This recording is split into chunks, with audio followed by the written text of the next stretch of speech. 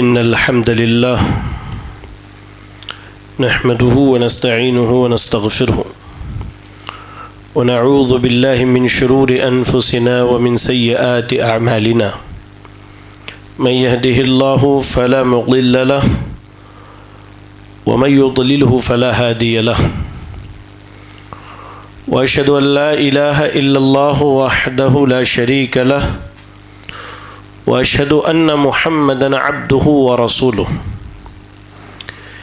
يا أيها الذين آمنوا اتقوا الله حق تقاته ولا تموتن إلا وأنتم مسلمون يا أيها الناس اتقوا ربكم الذي خلقكم من نفس واحدة وخلق منها زوجها وبث منهما رجالا كثيرا ونساء واتقوا الله الذي تساءلون به والأرحام إن الله كان عليكم رقيبا يا أيها الذين آمنوا اتقوا الله وقولوا قولا سديدا يصلح لكم أعمالكم ويغفر لكم ذنوبكم ومن يطع الله ورسوله فقد فاز فوزا عظيما أما بعد فإن أصدق الحديث كتاب الله وأحسن الهدي هدي محمد صلى الله عليه وسلم وشر الأمور محدثاتها وكل محدثة بدعة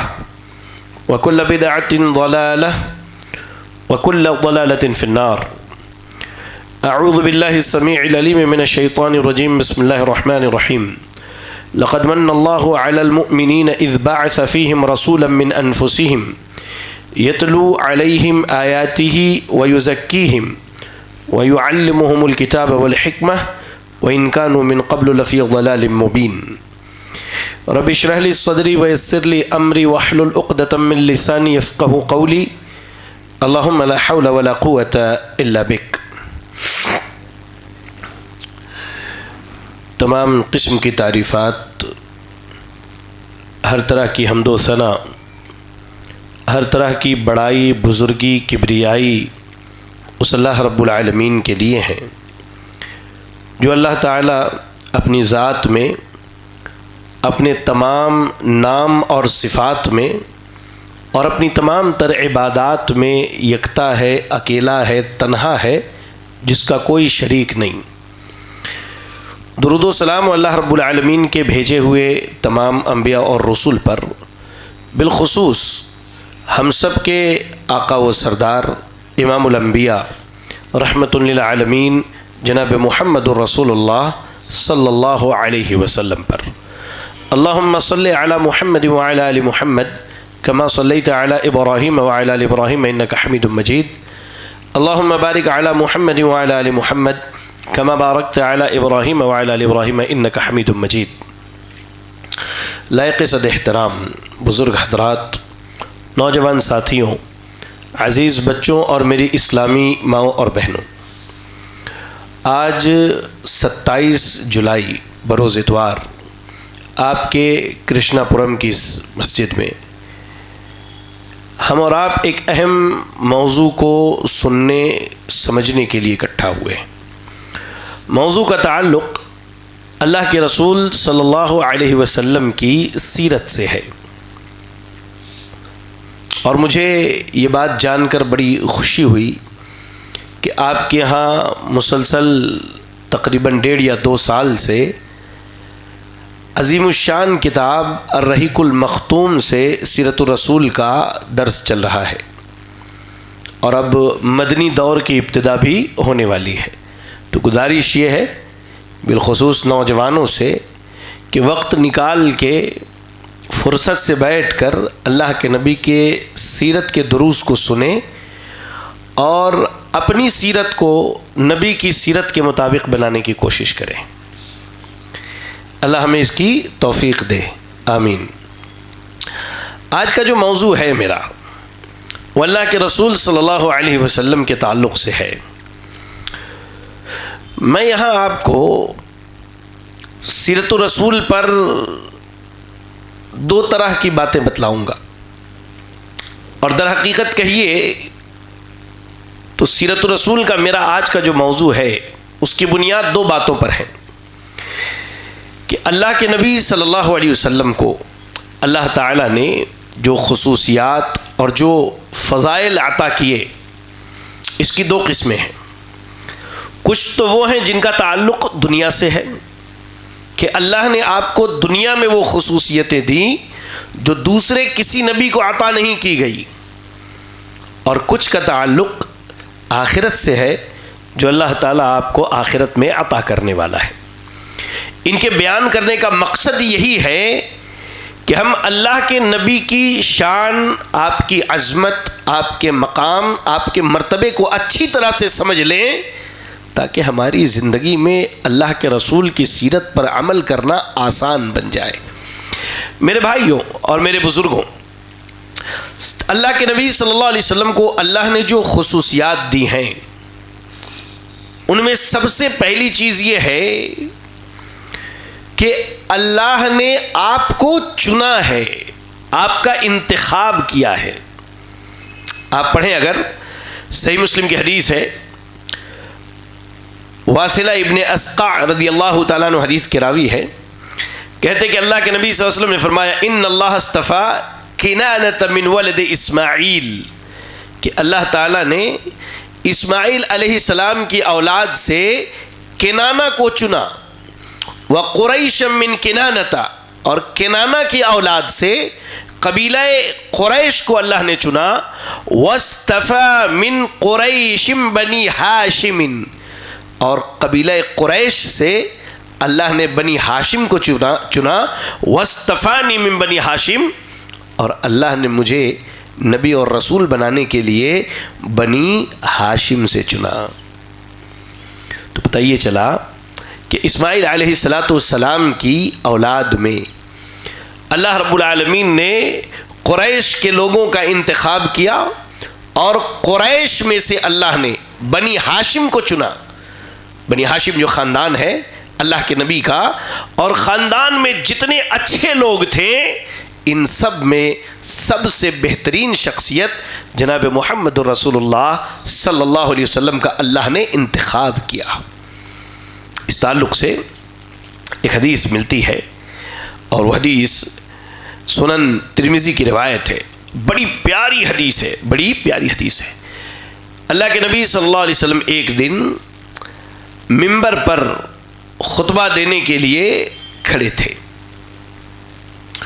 تو اہل کفر جو ہے اس دور میں اللہ کے نبی کو بالخصوص اپنی زبانوں سے تکلیف دیا کرتے تھے۔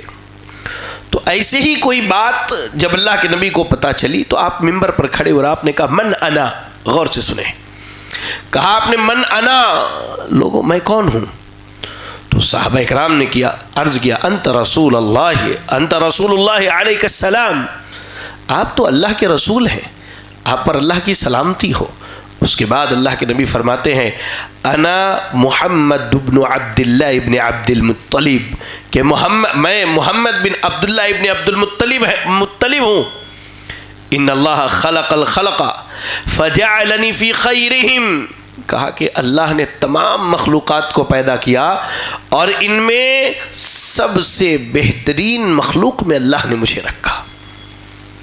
یہ اللہ کے نبی کی شان ہے، یہ آپ کی خصوصیت ہے کہ آدم علیہ السلام سے لے کر قیامت تک پیدا ہونے والے تمام انسانوں میں سب سے بہترین شخصیت آپ کی شخصیت ہے۔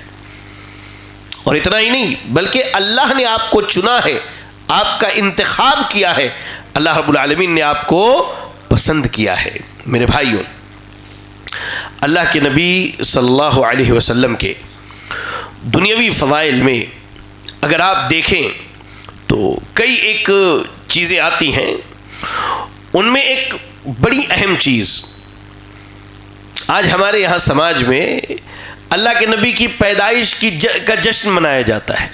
محرم کا مہینہ ختم ہوگا، سفر، اس کے بعد ربیع الاول کا مہینہ آئے گا۔ لوگ یہ بھول جاتے ہیں، لوگوں کو کہہ لیجئے کہ ولادت مصطفیٰ یاد ہے کہ اللہ کے نبی پیدا ہوئے، نبی رسول بنے، لیکن آپ کو جس مقصد کے لیے اللہ نے پیدا کیا اکثریت اس مقصد کو بھول چکی ہے۔ آپ دیکھیں اللہ کے نبی کا دنیا میں آنا، آپ کا نبی اور رسول بنایا جانا در حقیقت ہمارے لیے نعمت ہے، اللہ کی طرف سے نعمت ہے اللہ کے نبی ہمارے لیے۔ کیا کہا اللہ رب العالمین نے؟ سورہ آل عمران کی آیت نمبر 164 میں اللہ کا ارشاد ہے، لقد من اللہ علی المؤمنین اذ بعث فیہم رسولا من انفسہم، کہ اللہ نے احسان کیا کس پر؟ مومنوں پر۔ آپ قرآن جب پڑھیں گے، اس کا مطالعہ کریں گے تو آپ کو ایک چیز معلوم ہوگی کہ اللہ نے ہم کو کتنی نعمتیں دی ہیں۔ ابھی میں جب سے یہاں آیا ہوں آپ کے یہاں KGF کی اس مسجد میں، ہم صحن میں بیٹھے تھے، بارہا ذہن میں خیال آ رہا کہ سبحان اللہ کتنا سکون کا ماحول ہے، کتنا اطمینان ہے، کیا حسین موسم ہے اور کیا سکون دل کو محسوس ہو رہا ہے۔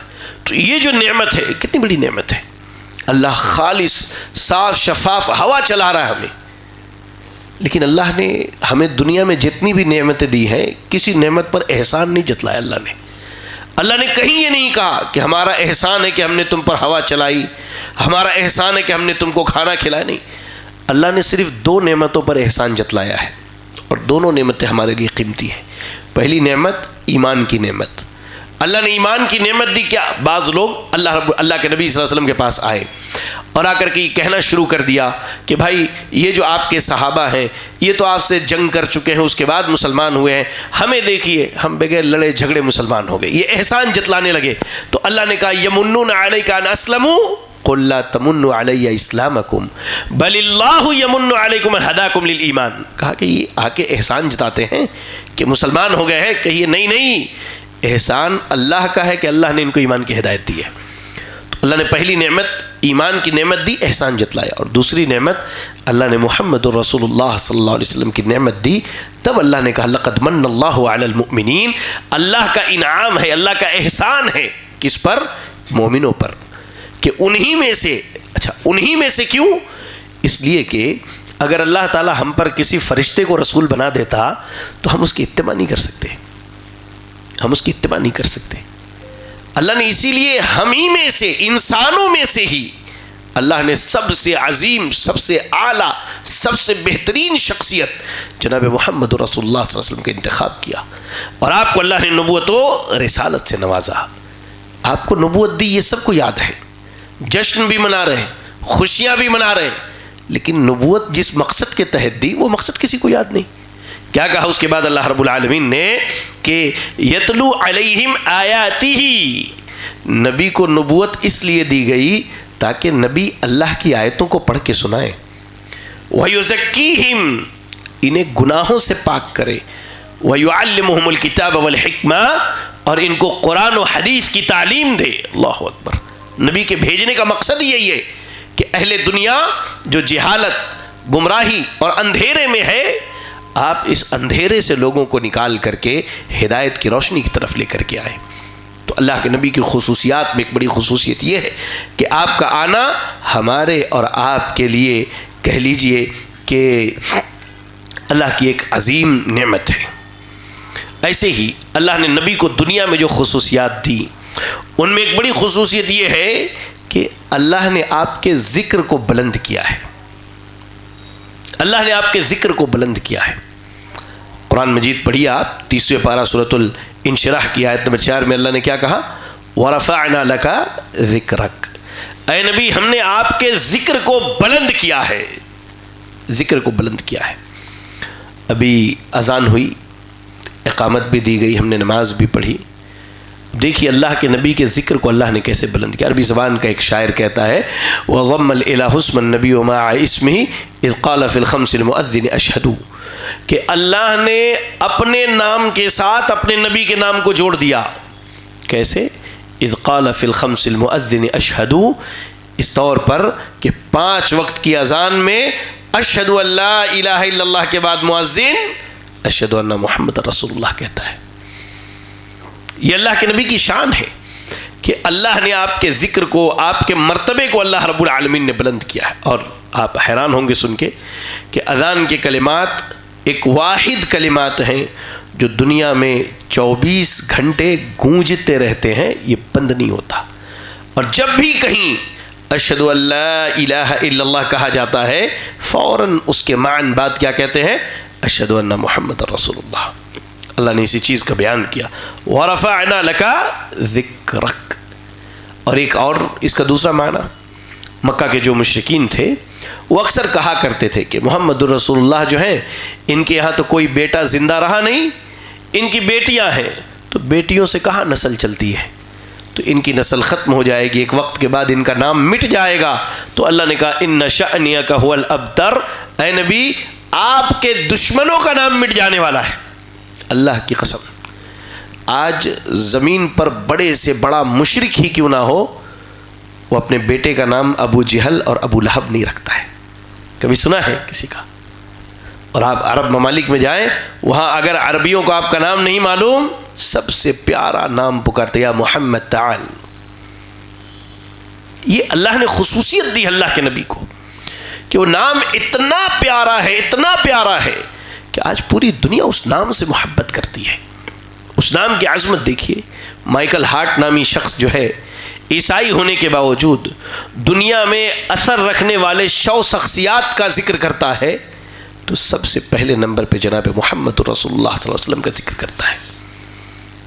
اللہ نے اس طور پہ اپنے نبی کے نام کو بلند کیا، آپ کے ذکر کو بلند کیا۔ ایسے ہی اللہ تعالیٰ نے آپ کو جو خصوصیات دنیا میں دی ہیں، ان میں ایک چیز یہ ہے کہ اللہ نے آپ کو سراج منیر بنا کے بھیجا، روشن چراغ، روشن چراغ۔ اللہ نے کیا کہا، پہلے آیت سن لیجیے، سورۃ الاحزاب کی آیت نمبر 45 اور 46، 45 اور 46۔ کہا اللہ نے یا ایھا النبی انا ارسلناک شاہدا ومبشرا ونذیرا وداعیا الی اللہ باذنہ وسراجا منیرا۔ اے نبی، ہم نے آپ کو گواہ، خوشخبری سنانے والا اور ڈرانے والا بنا کے بھیجا، وداعیا الی اللہ باذنہ، اور اللہ کے حکم سے اللہ کے راستے کی طرف بلانے والا بنا کے بھیجا، وسراجا منیرا، اور آپ کو روشن چراغ بنایا۔ ایک بڑا باریک نقطہ ہے، میری طرف توجہ دیں، میری طرف توجہ دیں، بڑا باریک نقطہ آپ کو جو میں سمجھانے لگا ہوں، شاید آپ نے کبھی سنا بھی نہ ہو۔ اللہ چراغ سمجھتے، چراغ پرانے زمانے میں چراغ جلاتے تھے روشنی کرنے کے لیے۔ اللہ نے نبی کو چراغ کہا ہے، جبکہ سورج کی روشنی چراغ سے کہیں زیادہ ہوتی ہے۔ اللہ نے نبی کو سورج کیوں نہیں کہا کہ ہم نے آپ کو روشن سورج بنا کے بھیجا ہے؟ چراغ سے زیادہ روشنی سورج میں ہوتی ہے، سورج طلوع ہوتا ہے پوری دنیا منور اور روشن ہو جاتی ہے، سورج غروب ہو جائے اندھیرا چھا جاتا ہے۔ اللہ نے نبی کو سورج نہیں کہا، چراغ کہا۔ کیوں کہا ہے؟ کسی کو معلوم ہے کچھ؟ جی کسی کو معلوم ہے؟ معلوم ہے تو بولیے، غور سے سنیں، بڑا علمی نقطہ ہے۔ اہل علم لکھتے اس کے دو وجوہات ہیں۔ پہلی چیز، آدمی سورج کی گرمی برداشت نہیں کر سکتا ہے۔ سورج کی گرمی برداشت کرتا ہے؟ نہیں کرتا ہے۔ تو ہو سکتا ہے اللہ کے نبی کو اگر اللہ سورج بناتا تو وہ تپش ہم سے برداشت نہ ہوتی۔ اور دوسری چیز، سورج روشن ہو جائے دنیا روشن ہو جاتی ہے، لیکن جو بڑے بڑے پہاڑ ہیں، جو کہہ لیجئے کہ بالکل ایسی جگہ جو زمین کے اندر ہے، وہاں روشنی کرنے کے لیے آج بھی چراغ کی ضرورت پڑتی ہے۔ تو اس کا ایک معنی یہ ہے کہ اللہ کے نبی وہ چراغ ہیں جن کے ذریعہ اللہ تعالیٰ دنیا کے ہر گھر میں روشنی پہنچائے گا۔ یہ اصل معنی ہے اس کا کہ ہم نے آپ کو روشن چراغ بنایا۔ کیوں؟ کیونکہ آج بھی پہاڑوں کے اندر چلے جائیں جو لوگ زندگی گزارتے ہیں، سورج طلوع ہونے کے باوجود وہاں سورج کی روشنی نہیں پہنچتی ہے، اس کو روشن کرنے کے لیے آج بھی چراغ جلانے کی ضرورت پڑتی ہے۔ تو اللہ تعالیٰ نبی صلی اللہ علیہ وسلم کے ذریعہ ہر دور دراز کے علاقے میں، آپ کو یہاں اندازہ نہیں ہوتا ہے، کبھی حج وغیرہ میں جب ہم لوگوں کی ڈیوٹی رہتی ہے، ڈیوٹی وغیرہ رہا کرتی تھی، تو آپ وہاں دیکھیں ایسے ایسے کنٹریز اور ملک سے لوگ آتے ہیں جس کا ہم نے کبھی نام بھی نہیں سنا تھا پہلے، دنیا کے بالکل آخری کنارے سے۔ کیسے؟ اسی روشن چراغ کی برکت ہے کہ اسلام کی روشنی وہاں تک پہنچی ہے۔ اللہ نے اپنے نبی کو روشن چراغ بنا کر کے بھیجا۔ اچھا دیکھیے، انسان اس شخص، یہ انسانی، میں آپ کو فطرت بتا رہا ہوں، انسان اس شخص کے سامنے سب سے زیادہ ادب کا مظاہرہ کرتا ہے جس سے وہ محبت کرتا ہے۔ مثال کے طور پہ ہمارے والد یا ہماری والدہ، ان سے ہم کوشش کرتے ہیں کہ ادب کا سب سے اعلیٰ پہلو اختیار کیا جائے، اللہ تعالیٰ اپنے نبی سے سب سے زیادہ محبت کرنے والا ہے. اللہ اپنے نبی سے سب سے زیادہ محبت کرنے والا ہے. آپ پورا قرآن پڑھ لیجئے. اللہ نے نبیوں کو جہاں پکارا اللہ نے کہا یا آدم، یا ابراہیم، یا موسیٰ، یا عیسیٰ، یا زکریا، یا یحییٰ. اللہ نے ان ناموں سے پکارا. لیکن جب اللہ کے نبی کو پکارنے اور بلانے کی باری آئی تو اللہ تعالیٰ نے بڑے احترام کو ملحوظ رکھا. یہ اللہ کے نبی سے محبت اور اظہار محبت ہے. اللہ نے کہیں کہا یا ایھا النبی، اے میرے نبی، یا ایھا الرسول، یا ایھا الرسول، یا ایھا المزمل، یا ایھا المدثر. کہیں اللہ نے یا محمد نہیں کہا، یا احمد نہیں کہا، بلکہ اللہ نے جہاں بھی قرآن میں اپنے نبی کو مخاطب کیا یا ایھا النبی، اے پیارے نبی، اے پیارے حبیب، یا ایھا الرسول، یا ایھا المزمل، یا ایھا المدثر کہہ کے اللہ رب العالمین نے آپ کو مخاطب کیا. اس بات کی بہت بڑی دلیل ہے کہ تمام انبیاء میں اللہ کے نبی کی جو شان اور جو عظمت ہے، کوئی نبی اس شان اور عظمت کو نہیں پہنچ سکتا. ایسے ہی اللہ کے نبی صلی اللہ علیہ وسلم کو اللہ تعالیٰ نے ساری کائنات کے لوگوں کے لیے رحمت بنا کر کے بھیجا. اللہ نے کیا کہا؟ وَمَا أَرْسَلْنَاكَ إِلَّا رَحْمَةً لِلْعَالَمِينَ. اے نبی، ہم نے آپ کو سارے جہان والوں کے لیے رحمت بنا کے بھیجا. جو ہمیں یہ پیغام دیتا ہے کہ ہمارے دل میں بھی رحمت کا پہلو ہونا چاہیے. اس کی میں ایک دو مثالیں دیتا ہوں. جو لوگ مدینہ منورہ گئے ہیں ان کو یہ چیز معلوم ہوگی کہ جو اللہ کے نبی کے کمرے اور آپ کے ممبر کے درمیان کا حصہ ہے، جس کو کیا کہتے ہیں، روضۃ من ریاض الجنہ، جنت کے باغیچوں میں سے ایک باغیچہ ہے. وہاں دیکھیے ایک بڑا سا ممبر رکھا ہوا ہے جس پر سے جمعہ کا خطبہ ہوتا ہے، جسے ممبر رسول کہتے ہیں. وہ ممبر بعد کے دور میں بنایا گیا. اس سے پہلے لکڑی کا ممبر ہوا کرتا تھا، اور اس سے بھی پہلے، یہ اصل مدعا ہے جو بتانا چاہتا ہوں کہ اللہ کے نبی کتنے رحم دل آدمی ہیں. کہتے کہ اس سے پہلے کھجور کا ایک درخت، اس کا ایک موٹا سا تنا وہاں پر لگا ہوا تھا زمین میں، اور اللہ کے نبی صلی اللہ علیہ وسلم کو جب خطبہ دینا ہوتا تو آپ اس سے ٹیک لگا کے خطبہ دیتے تھے. تو صحابہ اکرام نے یہ محسوس کیا کہ اللہ کے رسول صلی اللہ علیہ وسلم کے لیے ایک ممبر بنا لی جائے. تو اس طرح لکڑی کے 3 سیڑھیوں والی ایک ممبر بنائی گئی. اللہ کے لوگوں نے رکھ دیا. اللہ کے نبی جیسے اس ممبر پر چڑھے خطبہ دینے کے لیے، کھجور کا وہ تنا رونا شروع کر دیا. صحیح حدیث کے الفاظ ہے، نبی سے محبت دیکھیے اس کھجور کے تنے کی. کہتے وہ چھوٹے بچے کی طرح بلکھ کر رونے لگا. اللہ کے نبی ممبر سے اترے، گئے اسے سینے سے لگا لیا، چھوٹے بچے کی طرح تھپکی دے کے چپ کرائی. یہ اللہ کے نبی کی رحمت کا پہلو ہے.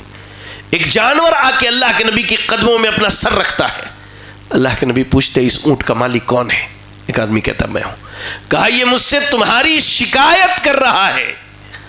اللہ کے نبی صحابہ کے ساتھ گزر رہے، ایک پرندہ آ کے آپ کے سر پہ منڈلانے لگا. اللہ کے نبی نے کہا کہ اس کے بچوں کو کس نے پکڑا ہے؟ بتایا گیا فلاں نے. کہا چھوڑ دو، یہ مجھ سے شکایت کر رہی. یہ اللہ کے نبی کے رحمت کے پہلو ہیں جن کے بارے میں انس ابن مالک رضی اللہ تعالیٰ عنہ کہتے ہیں خدمت رسول اللہ صلی اللہ علیہ وسلم 10 سنوات، میں نے 10 سال اللہ کے نبی کی خدمت کی ہے. آپ نے مجھے کبھی ڈانٹا نہیں، کبھی جھڑکا نہیں، کبھی برا بھلا نہیں کہا. اللہ نے آپ کو تمام جہان والوں کے لیے رحمت بنا کر کے بھیجا. اور اچھا ایک چیز میں آپ کو یہاں نقطہ سمجھاتا ہوں. بات آئی ہے تو وہ رکھ دوں، پتہ نہیں دوبارہ موقع ملے نہ ملے مجھے. کہتے ہیں آپ نماز میں سورۃ الفاتحہ پڑھتے گا الحمدللہ رب کیا پڑھتے ہیں؟ الحمدللہ رب العالمین. یہ عالم کی جمع ہے. عالمین جو ہے یہ پلورل ہے، سنگولر کیا ہے؟ عالم. عالم کی جمع ہے عالمین. عالم کے معنی ہوتے جہان، دنیا. الحمدللہ رب العالمین، تمام تعریفیں اس اللہ کے لیے جو تمام جہانوں کا رب ہے. اس سے مراد کیا ہے؟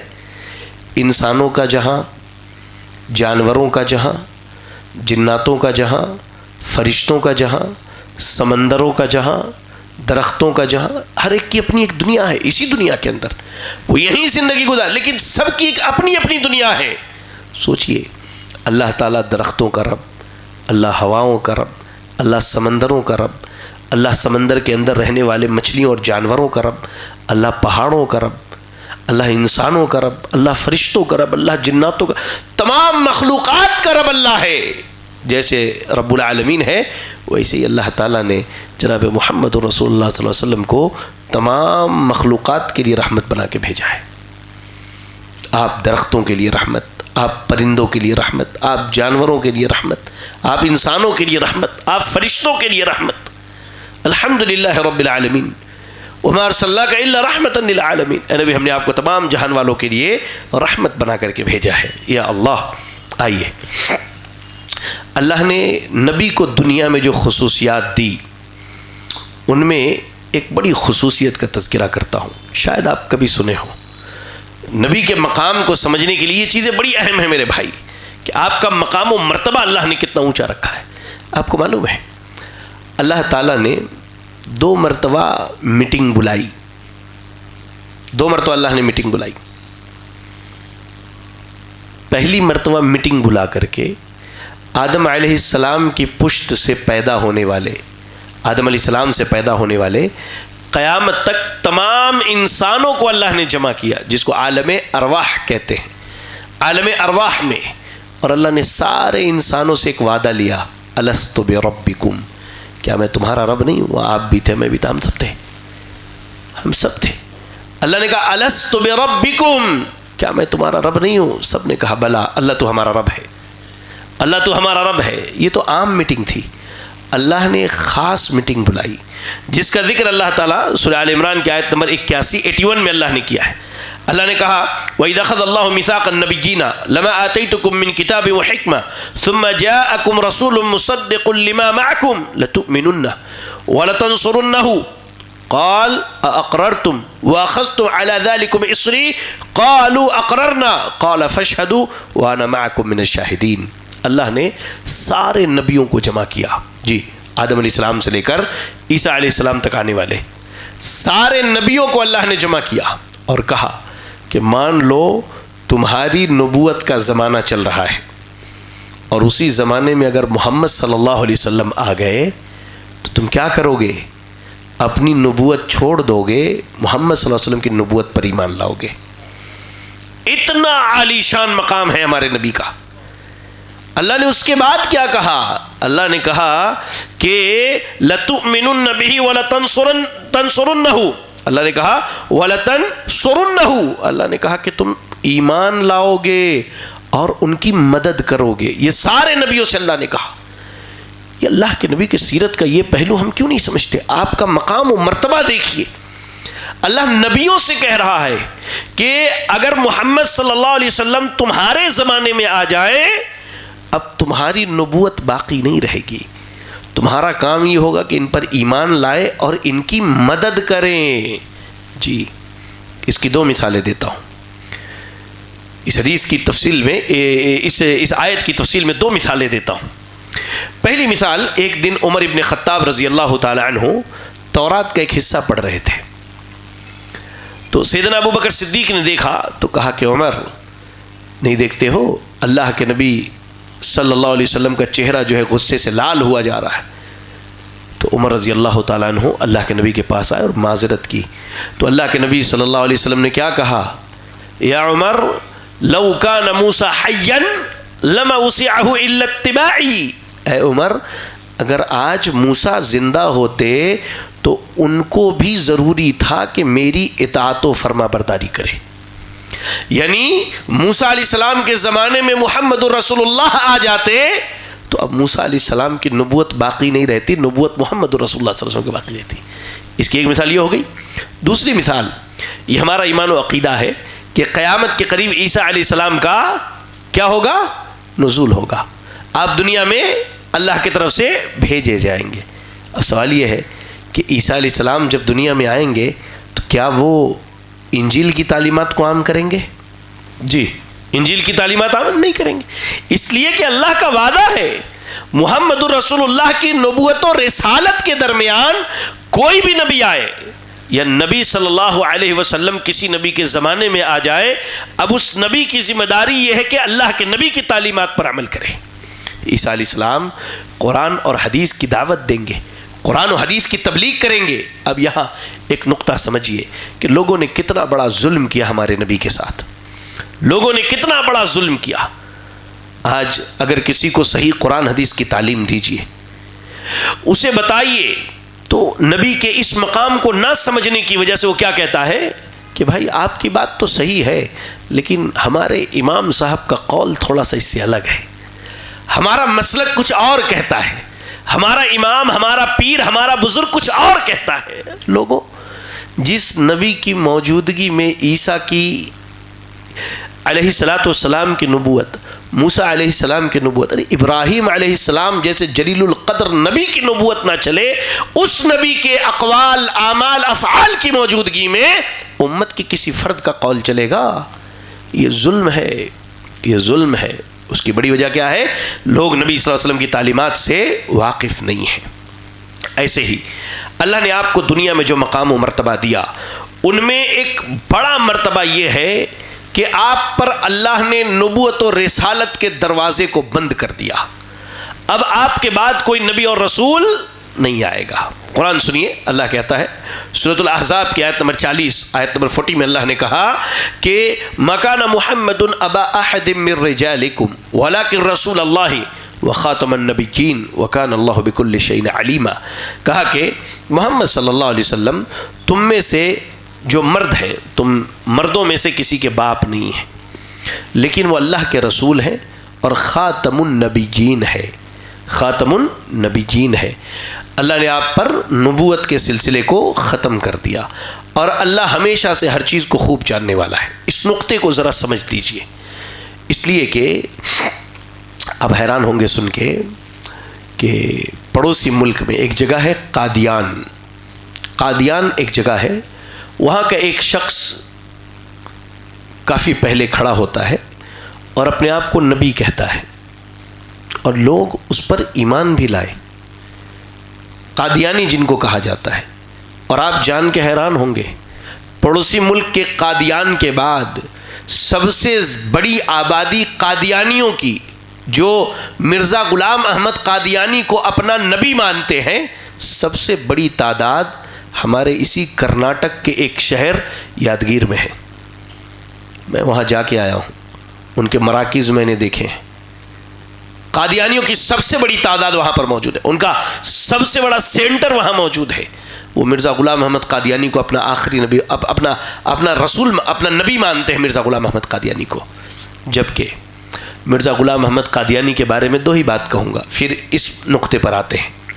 مرزا غلام احمد قادیانی نے جب اپنے نبی ہونے کا دعویٰ کیا تو پوری دنیا میں سب سے پہلے اللہ کا فضل ہے، یہ جماعت اہل حدیث کا اعجاز ہے کہ اس کے خلاف مولانا ثناء اللہ امرتسری رحمۃ اللہ علیہ نے فتویٰ دیا اور اس سے مباہلہ کیا، اور مولانا کی زندگی میں ہی مرزا غلام احمد قادیانی حیضہ کی بیماری میں مبتلا ہو کر ٹوائلٹ میں گر کے مرتا ہے، اور اس کے بعد کئی سال تک مولانا دنیا میں زندہ تھے الحمدللہ۔ یہ ان کے مباہلے کے حق ہونے کی دلیل ہے۔ یہ جماعت اہل حدیث کا اعجاز ہے پوری دنیا میں کہ جب اس بدبخت نے اپنے نبی اور رسول ہونے کا دعویٰ کیا، سب سے پہلے ہم اس کے خلاف کھڑے ہوئے، ہم نے فتویٰ دیا اور ہم نے مباہلہ کیا اس سے۔ یہ جماعت اہل حدیث کا اعجاز ہے پوری دنیا میں۔ اب اس آیت پر آتے ہیں، اللہ نے کہا کہ محمد صلی اللہ علیہ وسلم تم میں سے کسی کے باپ نہیں ہیں، جی۔ اس کے بعد اللہ نے کہا آپ اللہ کے رسول ہیں۔ کون رسول؟ آخری رسول، اور وخاتم النبیین، اور نبیوں کے سلسلے کو ختم کرنے والے ہیں۔ اس تعلق سے ایک صحیح حدیث ہے، اللہ کے نبی صلی اللہ علیہ وسلم کہتے ہیں میری مثال اور تمام انبیاء کی مثال ایسی ہے کہ ایک آدمی نے بڑی خوبصورت عمارت تعمیر کی، انتہائی خوبصورت مہنگا گھر بناتا ہے ایک آدمی، اور پورا گھر ڈیکور کر کے سجا کے عالی شان، لیکن گھر کے ایک کونے میں ایک اینٹ کی جگہ چھوڑ دیتا ہے۔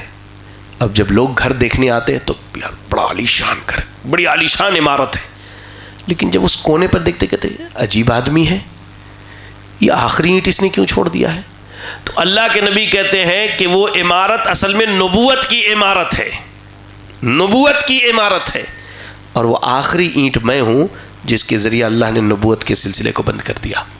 اچھا، اس آیت میں ایک نقطہ اور ہے، اللہ نے خاتم الرسل نہیں کہا کہ رسولوں کے سلسلے کو ختم کرنے والے، اللہ نے کہا نبیوں کے سلسلے کو ختم کرنے والے۔ آخر کیوں؟ اس کی وجہ یہ ہے کہ نبی اور رسول میں تھوڑا فرق ہے۔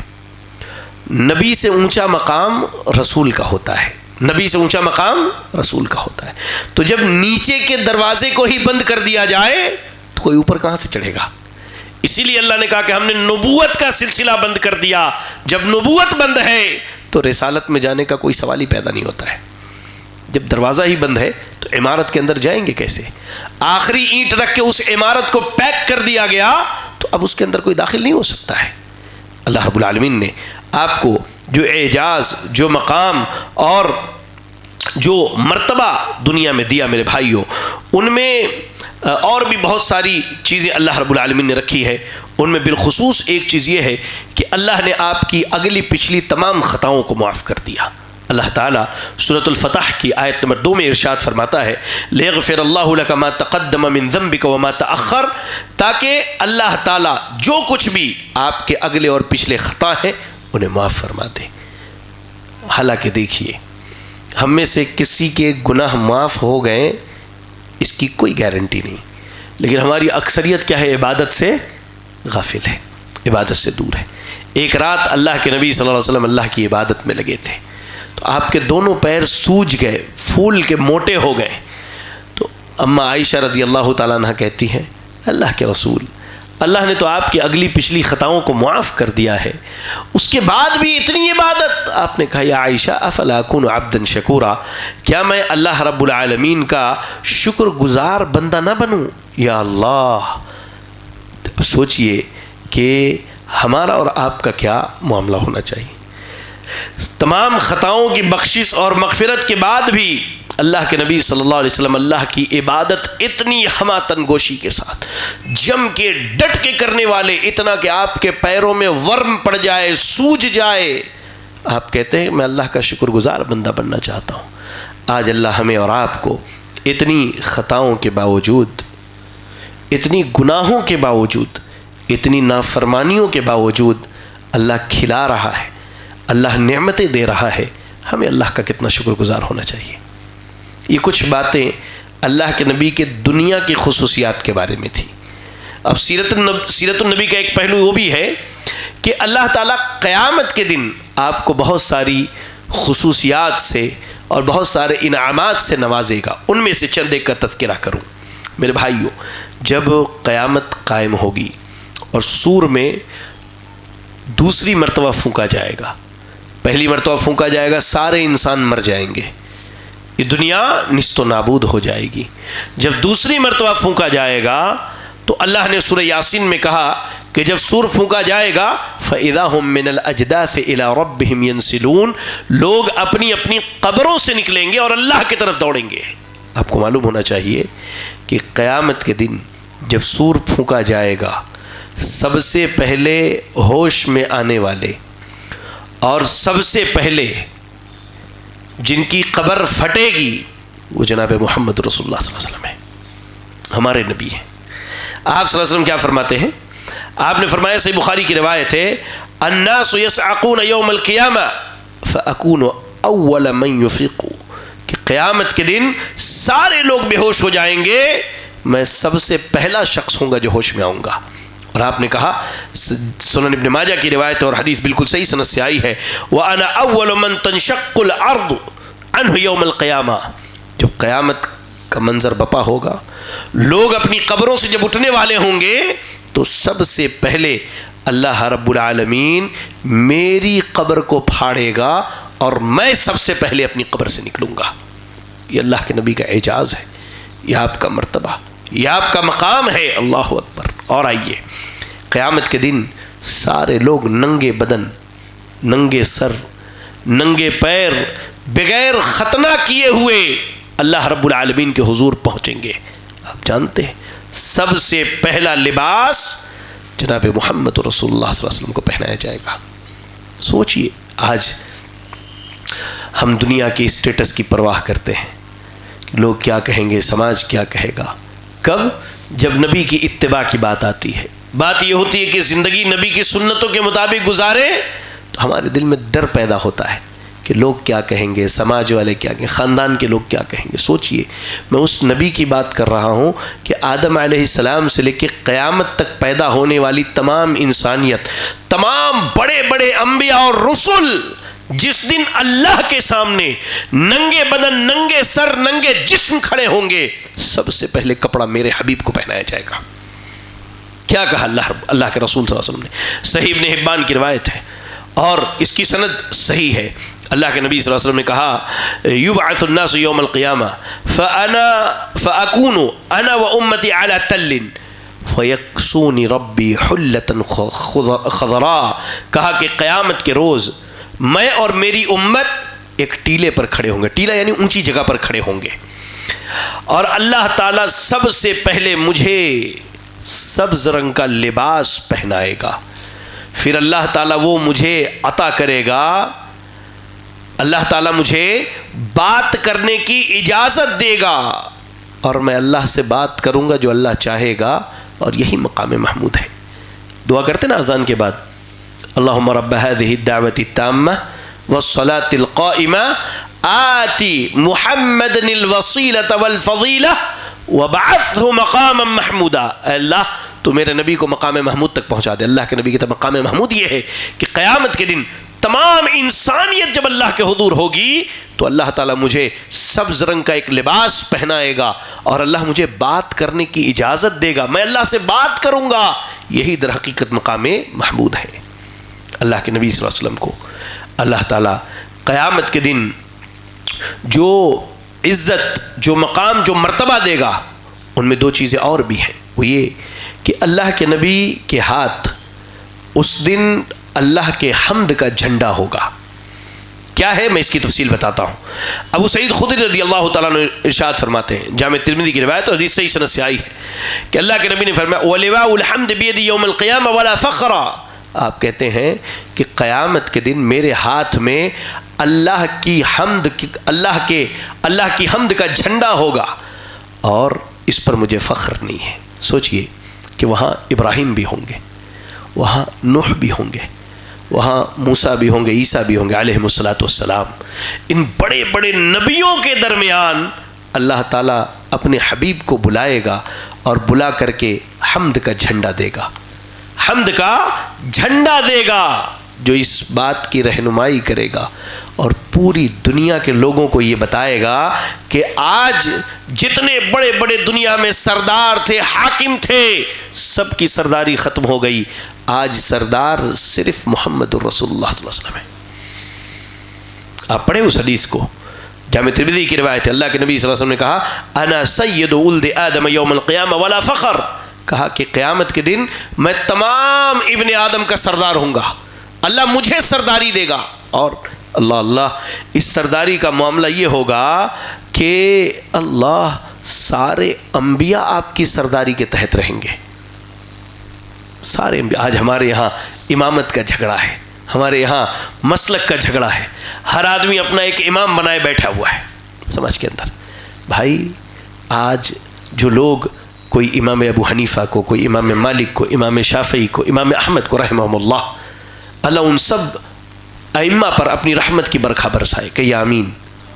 انہوں نے نہیں کہا کبھی بھی کہ مجھے اپنا امام بنا لو، وہ خود اللہ کے نبی کو اپنا امام مانتے، ان کو معلوم ہے، اس بات سے وہ واقف ہیں، اس بات سے وہ واقف ہے کہ قیامت کے دن سرداری امامت صرف اللہ کے نبی کی ہوگی. کیسے ممکن ہے کہ وہ یہ کہہ دے کہ مجھے امام بنا لو اپنا.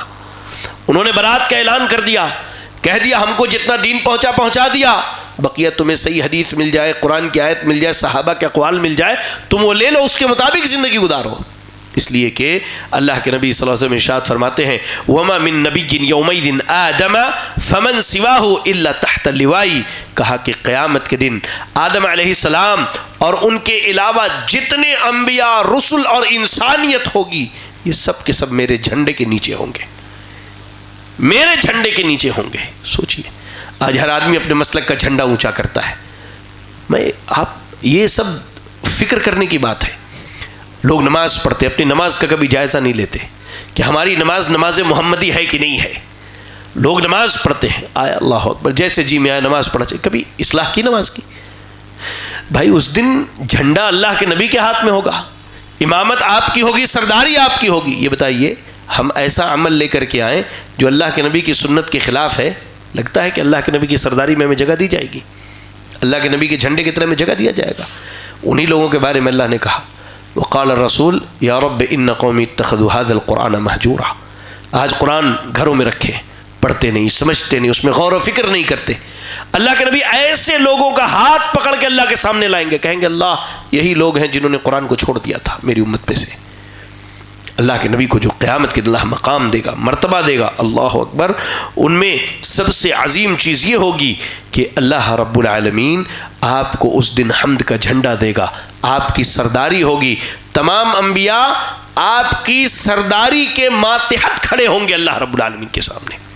ایسے ہی قیامت کے دن اللہ تعالیٰ اللہ کے نبی صلی اللہ علیہ وسلم کو جو مقام و مرتبہ عطا کرے گا, ان میں ایک اہم چیز یہ ہوگی کہ اللہ کے نبی سب سے پہلے پل صراط کو پار کریں گے. اللہ نے قرآن مجید کے اندر ایک مقام پر کہا کہ تم میں کا ہر آدمی پل صراط کو پار کر کے جائے گا. عبداللہ ابن رواحہ رضی اللہ تعالیٰ عنہ کا واقعہ آتا ہے, بڑا مشہور ہے. گزشتہ کل میں نے پنم پٹ میں یہ واقعہ بتایا. عبداللہ ابن رواحہ رضی اللہ تعالیٰ عنہ اپنی بیوی کے گود میں سر رکھ کے رو رہے ہیں. سبحان اللہ. ان کی بیوی نے دیکھا, وہ بھی رونا شروع کر دی, وہ بھی رونے لگی. تو عبداللہ ابن رواحہ رضی اللہ تعالیٰ عنہ کہتے ہیں کہ تم کیوں رو رہی ہو؟ ان کی بیوی کہتی کہ آپ کو روتے دیکھا ہے اس لیے رو رہی ہوں.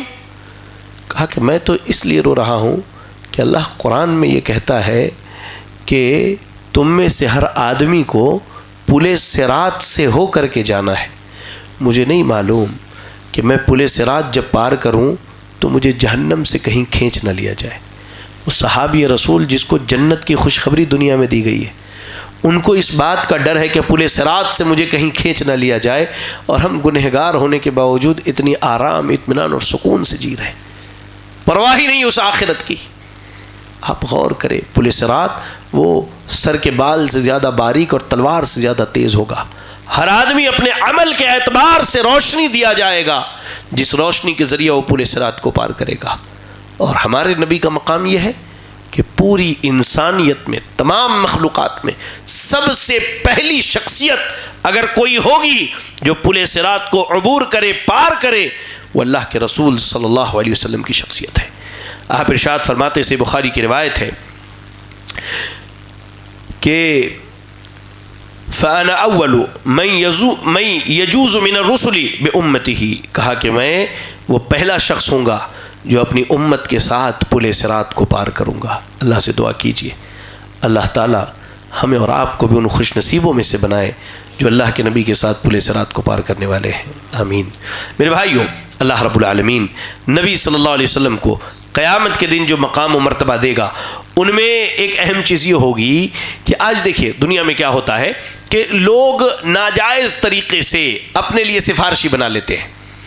کوئی اللہ والا ہے, بڑا نیک بندہ اللہ کا, اب لوگ اس سے جڑ جاتے ہیں اور ایک امید لگا لیتے کہ قیامت میں میری سفارش کرے گا, اور اس کی موت کے بعد اس کے تعلق سے عجیب و غریب عقیدے بھی گڑھ لیتے ہیں. لوگ عقیدے بھی گڑھ لیتے ہیں, یہ ہوا میں اڑتے تھے, یہ پانی پہ چلتے تھے, ان کا یہ تھا, ان کا بڑا اونچا مقام ہے اللہ کے یہاں. اللہ کے بندو, قرآن مجید پڑھیں قرآن میں غور کریں. سفارش کے بارے میں اللہ نے ایک اصول بیان کیا ہے, من ذا الذی یشفع عنده الا باذنہ, اللہ کی اجازت کے بغیر وہاں کوئی سفارش نہیں کرے گا, کوئی سفارش نہیں کرے گا اللہ کی اجازت کے بغیر. تو سوال یہ ہے کہ ہم دنیا میں جس کو سفارشی بناتے ہیں, اللہ نے قرآن میں کہاں کہا ہے کہ میں اسے اجازت دوں گا سفارش کرنے کے لیے؟ یہ تو ہم نے بنا کے رکھا ہے, اللہ نے اس کی دلیل نازل نہیں کی. ہاں, اللہ نے جس کے لیے دلیل نازل کی ہے قرآن کے اندر کہ محمد رسول اللہ صلی اللہ علیہ وسلم سفارش کریں گے, اس کی ہمیں پرواہ نہیں ہے. اور اللہ کے نبی کس کی سفارش کریں گے؟ جی ابو ہریرہ رضی اللہ تعالیٰ عنہ کہتے ہیں اے اللہ کے نبی صلی اللہ علیہ وسلم قیامت کے دن آپ کی سفارش کا سب سے زیادہ حقدار کون ہوگا؟ آپ نے کہا وہ آدمی ہوگا جو عقید توحید پر رہتا ہو، جس کی موت عقید توحید پر ہوتی ہو۔ اللہ تعالیٰ قیامت کے دن اللہ کے نبی کو جو اعجاز، جو مرتبہ، جو خصوصیت دے گا، ان میں ایک بڑی خصوصیت یہ ہوگی کہ اللہ آپ کو شفاعت کبریٰ عطا کرے گا۔ جی شفاعت کبریٰ یہ کیا ہے؟ دعا کریں اللہ تعالیٰ ہمیں اور آپ کو میدان محشر کی سختیوں سے محفوظ رکھے، آمین۔ کہتے ہیں کہ جب قیامت قائم ہوگی تو میدان محشر میں آدم علیہ السلام سے لے کر قیامت تک پیدا ہونے والا ہر آدمی جمع ہوگا۔ ہر آدمی اپنے گناہ کے اعتبار سے پسینے میں ڈوبا ہوگا، کوئی ٹخنے تک، کوئی پنڈلی تک، کوئی گھٹنے تک، کوئی کمر تک، کوئی سینے تک، کوئی ناک تک اپنے پسینے میں ڈوبا ہوگا۔ بڑی سختی کا عالم ہوگا، یہ زمین بدل دی جائے گی، تانبے کے مانند تپ رہی ہوگی، سورج بالکل سر کے اوپر ہوگا، ہر آدمی پریشان حال، ہر آدمی پریشان حال۔ اب سارے لوگ آدم علیہ السلام کے پاس پہنچیں گے کہ آپ چلیے اللہ سے بات کیجئے۔ آدم علیہ السلام کہیں گے اللہ آج جتنے غضب میں ہے اس سے پہلے اللہ اتنے غضب میں نہیں تھا، مجھ سے غلطی ہوئی، اللہ نے جنت کا پھل کھانے کے لیے منع کیا تھا، میں نے کھا لیا ہے، میری اتنی جرت نہیں ہے کہ میں اللہ کے سامنے جا کے بات کروں۔ تم لوگ جاؤ نوح سے ملو۔ لوگ نوح علیہ السلام کے پاس آئیں گے، پھر لوگ نوح علیہ السلام کے بعد ابراہیم علیہ السلام کے پاس، ابراہیم کے بعد موسیٰ علیہ السلام کے پاس، موسیٰ علیہ السلام کے بعد عیسیٰ علیہ السلام کے پاس۔ ہر نبی جہاں لوگ پہنچیں گے اپنی کسی نہ کسی کمی کا ذکر کر کے دامن چھڑا لیں گے۔ تب عیسیٰ علیہ السلام کے پاس جب لوگ پہنچیں گے تو عیسیٰ علیہ السلام کہیں گے اذهبوا الى محمد فانه عبد قد غفر له ما تقدم من ذنبه وما تاخر۔ جاؤ محمد صلی اللہ علیہ وسلم کے پاس جاؤ، وہ اللہ کے ایسے بندے ہیں جن کی اگلی پچھلی تمام خطاؤں کو اللہ نے معاف کر دیا ہے۔ لوگ اللہ کے نبی کے پاس آئیں گے، آ کے آپ سے قیامت کے دن کے سختی کا ذکر کریں گے۔ اللہ کے نبی صلی اللہ علیہ وسلم کہتے ہیں میں اللہ کے عرش کے سامنے آؤں گا اور میں اللہ کے حضور سجدے میں گر جاؤں گا۔ یا اللہ یہ مقام دیکھیے، ساری انسانیت میں اللہ موقع بھی دے گا تو اللہ اپنے حبیب کو موقع دے گا۔ اور اللہ کے نبی ایسا نہیں آتے ہی سفارش کرنے لگیں گے نا، کہتے میں آ کے اللہ کے سامنے سجدے میں گر جاؤں گا، میں اللہ کی تعریف کروں گا ان کلمات کے ذریعہ جو اللہ مجھے اس وقت سکھائے گا۔ سجدے کی حالت میں اللہ آپ کو سکھائے گا، آپ اللہ کی تعریف کریں گے، اس کے بعد اللہ کہے گا یا محمد، اے محمد صلی اللہ علیہ وسلم ارفع راسک، اٹھائیے اپنا سر، ارفع راسک، اٹھائیے اپنا سر، سل تعطا، مانگیے نا، کیا مانگتے آپ کو دیا جائے گا، واشفع تشفع، سفارش کیجیے آپ کی سفارش قبول کی جائے گی۔ اللہ کے نبی صلی اللہ علیہ وسلم کو قیامت کے دن کئی طرح کی سفارشیں دی جائیں گی، ایک تو میدان محشر کی سختی کم کرنے کے لیے، دوسری سفارش حساب و کتاب میں جلدی کرنے کے لیے، تیسری سفارش جنت کا دروازہ کھلوانے کے لیے، چوتھی سفارش ہم جیسے جو گنہگار عقید توحید والے ہیں جہنم میں چلے جائیں گے تو اللہ کے نبی کی سفارش سے جہنم سے نکال کر کے جنت میں ڈالا جائے گا۔ پھر اس کے بعد اللہ کے نبی جنت میں سفارش کریں گے، کس چیز کی؟ جنت میں درجات کے بلندی کی۔ یہ سفارش اللہ رب العالمین قیامت کے دن بطور اعجاز اللہ رب العالمین اپنے حبیب جناب محمد رسول اللہ صلی اللہ علیہ وسلم کو عطا کرے گا۔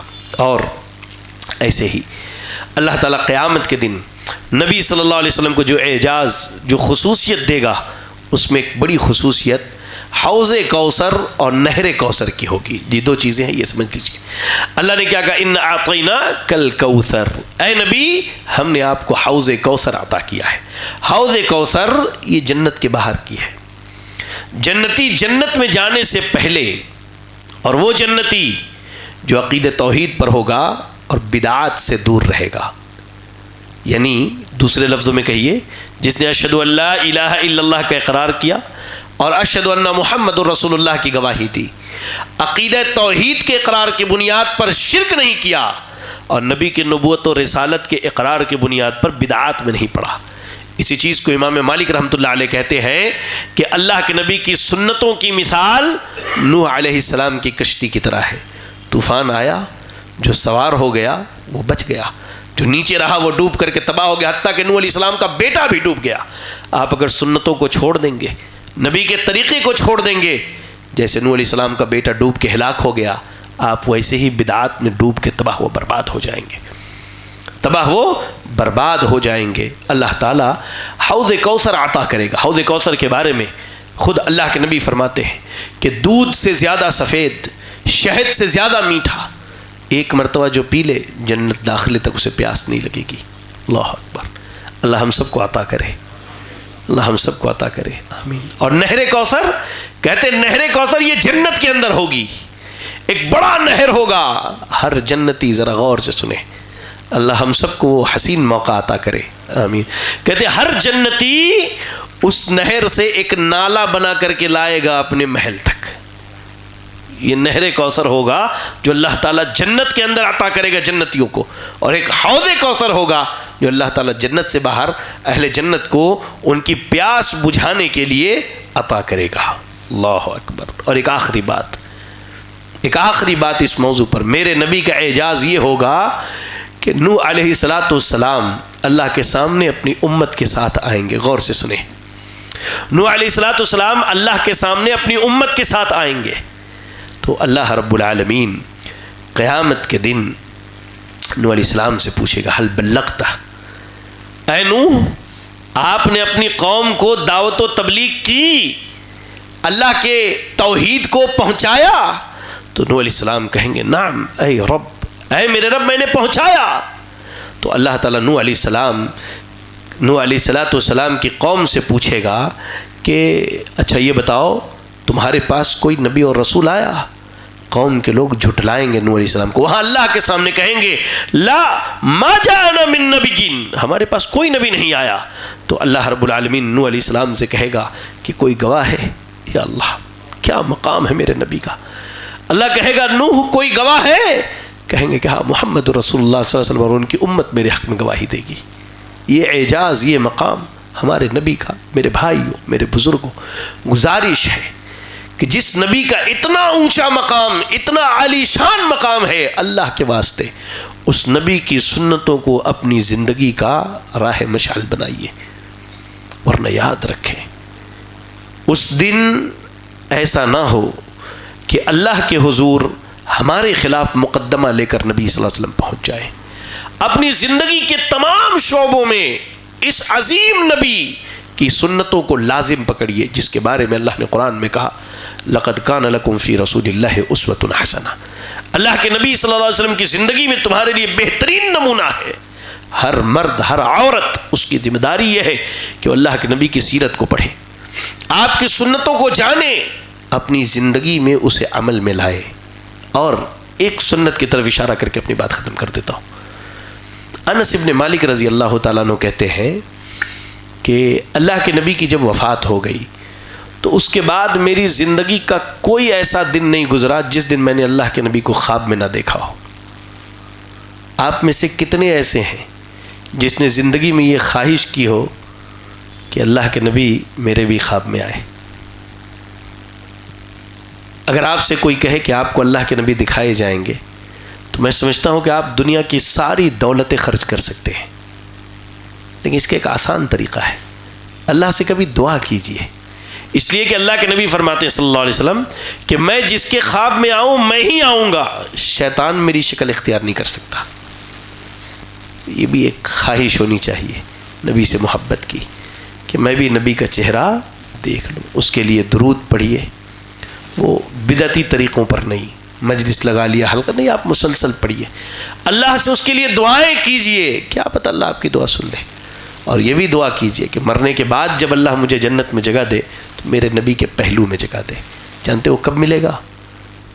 جب آپ اور ہم جو اللہ سے مانگتے نا اہدنا الصراط المستقیم صراط الذین انعمت علیہم، اللہ ان کے راستے پر چلا جن پر تو نے انعام کیا، تو اللہ تعالیٰ قرآن میں کہتا ہے کہ انعام نبیوں پر ہوا ہے، صدیق پر ہوا ہے، شہداء شہیدوں پر ہوا، نیک لوگوں پر ہوا، لیکن کن کے لیے ہے یہ؟ جو اللہ اور اس کے رسول کی اطاعت کرے۔ جب اللہ اور اس کے رسول کی فرما برداری کریں گے، اللہ کے نبی صلی اللہ علیہ وسلم کی لائی ہوئی شریعت کو اپنی زندگی میں لائیں گے تمام تر پہلوؤں میں، تمام تر پہلوؤں میں. آپ اکیلے کا مسئلہ ہے، گھر کا مسئلہ ہے، شادی بیاہ کے معاملات ہیں. غور سے سمجھے اس چیز کو. شادی بیاہ کے معاملات ہیں، بچوں کی تعلیم و تربیت کا ہے، میاں بیوی کے زندگی گزارنے کا ہے، ماں باپ کے ساتھ بھلائی و احسان کریں. ان تمام امور میں اللہ کے نبی کی سنت کو سامنے رکھیے. جو چیز ملے کہ آپ نے کیا اور کرنے کا حکم دیا، کیجیے اور کریے، اور اگر آپ نے نہیں دیا اس سے اپنے قدم پیچھے ہٹا لیجئے. یہی اللہ کے نبی کی سیرت کو جاننے، سمجھنے اور پڑھنے کا کہہ لیجئے کہ بدلہ ہے، ثمرہ ہے کہ اللہ کے نبی کی سنتوں پر عمل کیا جائے. اللہ سے دعا کرتا ہوں کہ اللہ تعالی ہمیں اور آپ کو سیرت رسول صلی اللہ علیہ وسلم کو پڑھنے کی توفیق عطا فرمائے. اور ماشاءاللہ آپ کی مسجد میں جو درس کا سلسلہ ہے، گزارش ہے سب سے، یار اپنی زندگی دیکھو بھائی، موت کا کوئی ٹھکانہ نہیں ہے، موت کا اللہ کی قسم کوئی ٹھکانہ نہیں ہے. آپ پریشان ہو جائیں گے. ابھی راستے میں جب آ رہا تھا تو بنگلور سے ہمارے ایک دوست ہیں، ان کا فون آیا، کہتے شیخ گزشتہ یہ 2 دن پہلے 25 تاریخ کو میرے والد کی وفات ہو گئی. کیسے وفات ہوئی؟ کہتے فجر کی نماز کے بعد مسجد میں بیٹھ کے قرآن کی تلاوت کر رہے تھے، فوت ہو گئے. اللہ تعالیٰ ان کو قبول فرما لے. لیکن سوال یہ کہ ہماری موت کس حال میں آئے گی ہم کو نہیں معلوم ہے. ہماری موت کس حال میں آئے گی ہم میں سے کوئی نہیں جانتا ہے نا. تو پھر اتنی لاپرواہی کیوں ہے؟ آپ کے ہاں سنت سیرت رسول صلی اللہ علیہ وسلم کا درس چلتا ہے، آپ آئیے، بیٹھیے، سیکھیے اور اس کے مطابق اپنی زندگی گزاریے. وہ آپ کے لیے خیر ہے، بھلائی ہے، احسان ہے میرے بھائی. خیر بھلائی اور احسان ہے. وہ اپنے ساتھ احسان ہے. کیوں؟ اللہ کو ہماری عبادتوں کی ضرورت نہیں ہے اور نہ ہی اللہ کے نبی کو ہماری عبادتوں کی ضرورت ہے. عبادت کی ضرورت ہمیں اپنے لیے ہے کہ ہم اپنے آپ کو اللہ کے عذاب سے بچا کے اللہ کی نعمتوں میں داخل کرا لیں. تو سیرت پڑھیں گے، سمجھیں گے، اس کے پیغام کو اپنی زندگی میں نافذ کریں گے تو یقین جانیے ہماری دنیا بھی بدل جائے گی اور آخرت بھی سنور جائے گی. اللہ تعالی ہمیں اور آپ کو سیرت الرسول صلی اللہ علیہ وسلم سے محبت کرنے کی توفیق عطا فرمائے. اللہ تعالی ہمارے اور آپ کے چھوٹے بڑے اعمال کو قبول فرمائے. اللہ تو ہمیں اس دنیا میں سب سے زیادہ نبی اکرم صلی اللہ علیہ وسلم سے محبت کرنے والا بنا دے. اللہ تو ہمارے دلوں کو نبی کی محبت سے معمور فرما دے. الہ العالمین ہم گنہگار ہیں، اللہ ہم گنہگار ہیں، اللہ ہم خطا کار ہیں. آج حالت یہ ہے کہ زمین کے ایک گوشے میں، ایک خطے میں ہمارے بھائی، ہماری بہنیں بے دردی سے قتل کیے جا رہے ہیں. اللہ بھوک کے مارے ان کی موت اموات ہو رہی. واللہ انٹرنیٹ پر وہ مناظر دیکھنے کے بعد دل کی کیفیت بدل جاتی ہے. وہ فلسطین، وہ غزہ کے ہمارے چھوٹے چھوٹے بچے، کئی لوگ پچھلے دنوں کھانا لینے کے لیے گئے، ان کے گھر کے افراد ان کی لاشیں لے کر کے آئے. آٹے کی بوری بھی ایک آدمی اٹھا کے لاتا ہے تو وہ بھی خون سے لت پت ہے. ایک نصیحتاً ایک بات کہتا ہوں، یہ غزہ والوں کے لیے شرم کی بات نہیں، اللہ کی قسم نصیحتاً کہتا ہوں، یہ ان کے لیے شرم کی بات نہیں ہے. ان کی تو شہادتیں ہو رہی ہے، شہادت بہت عظیم مرتبہ ہے، ان کی آزمائش ہے، ان کے گناہ مٹ رہے ہیں. ہمارے لیے شرم کی بات ہے کہ اتنی دعا کرنے کے بعد بھی اللہ ہماری دعائیں نہیں سن رہا ہے. یہ ہمارے لیے شرم کی بات ہے کہ آخر ہمارے اعمال کے اندر کچھ تو خرابی ہے کہ اللہ ہماری دعائیں نہیں سن رہا ہے. اس لیے اللہ سے دعا کرے کہ اللہ تعالیٰ اہل فلسطین کی مدد فرما دے. اللہ تو ان کی یتیموں کا سہارا بن جا، اللہ تو ان کے بیواؤں کا کفیل بن جا، اللہ تو ان کے مریضوں کو شفا دے دے، اللہ تو ان کے شہیدوں کی شہادت کو قبول فرما لے. الہ العالمین تو ہمیں جب تک دنیا میں زندہ رکھ، دین اسلام پر زندہ رکھ اور خاتمہ ہوتے ایمان و اسلام کی حالت میں ہو. آمین وآخر دعوانا ان الحمدللہ رب العالمین. میں اللہ کے بعد آپ کی یہاں کی جمعیت اور آپ کے ذمہ داران کا تہ دل سے شکریہ ادا کرتا ہوں کہ مجھ جیسے ایک ادنا سے طالب علم کو آپ لوگوں نے موقع دیا کہ کچھ باتیں آپ کے سامنے رکھ سکوں. اللہ تعالیٰ ان باتوں کو قبول فرما لے، ہماری اور آپ کے لیے نجات کا ذریعہ بنائے. آمین. جزاکم اللہ خیراً. السلام علیکم ورحمۃ اللہ وبرکاتہ.